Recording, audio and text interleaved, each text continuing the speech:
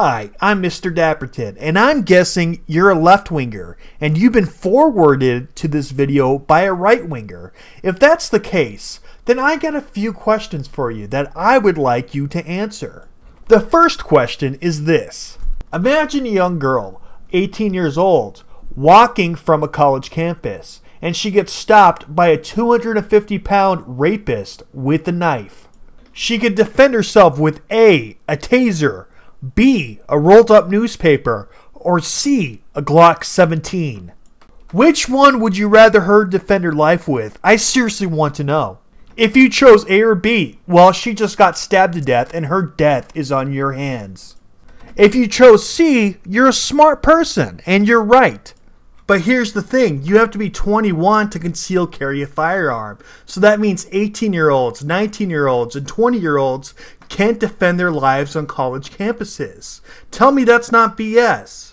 Moving on, question 2.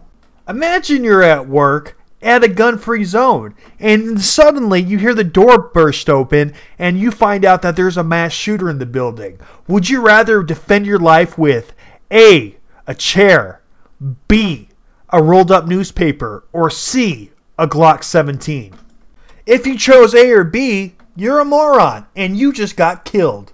You see, gun-free zones are nothing more than shooting galleries for mass shooters. It literally disarms the victims for the shooters. On behalf of the shooters, it helps the shooters out. It's seriously like shooting fish in a barrel. It is retarded that we don't allow self-defense in these areas. Okay, question 3.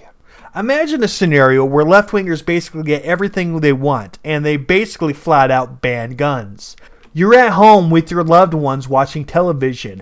Imagine you're watching TV with your loved ones. Then bam! Somebody kicks open your door. They have an AK-47 with a 60-round drum.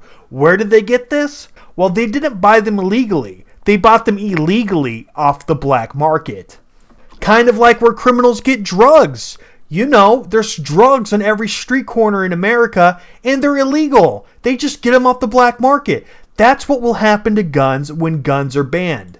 You have to understand that there is more guns than people in the United States of America.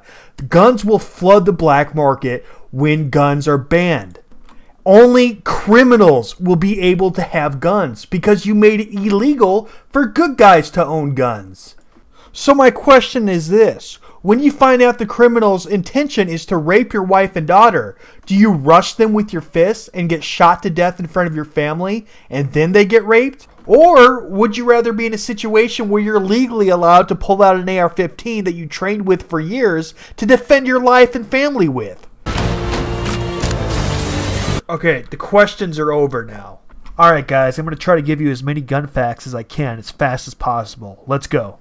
Fact 1. Believe it or not, we've actually banned assault rifles before in the United States of America. 1997 was in the middle of that ban. And since we actually brought those things back, since we brought back AK-47s and AR-15s and 30-round magazines and 60-round drums and 100-round drums, the crime rate actually dropped by 51%. It didn't raise it. Check the links in the description if you want sources for everything that I'm stating. Fact 2. All rifles combined kill fewer people each year than knives. Fact 3. There is 300,000 crimes committed with guns every year. That sounds like a lot until you realize there is more than 500,000 to 3 million violent crimes prevented with firearms every year in America.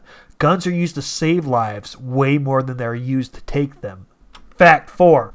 People say Australia banned guns and now they have much less gun crime. Their gun crimes were falling at an identical rate before the gun ban even occurred. And the 1996 gun ban, buyback program has not translated into any tangible reductions in terms of firearm deaths.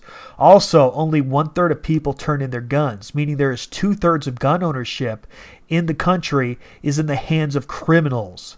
This shows gun buyback programs and banning only disarms the good guy while the criminals stay armed to the teeth. That sounds like a terrible idea to me. This is also why Australia still has gun murders as much as they did in the past, before the ban. The only difference now is people are less prepared to deal with that threat because many have been disarmed. Fact 5. Should we ban guns for most of the mentally ill? The vast majority of people with mental health problems are no more likely to be violent than anyone else. Matter of fact, most people with mental illnesses are not violent, and only 3 to 5% of violent acts can be attributed to individuals living with a serious mental illness.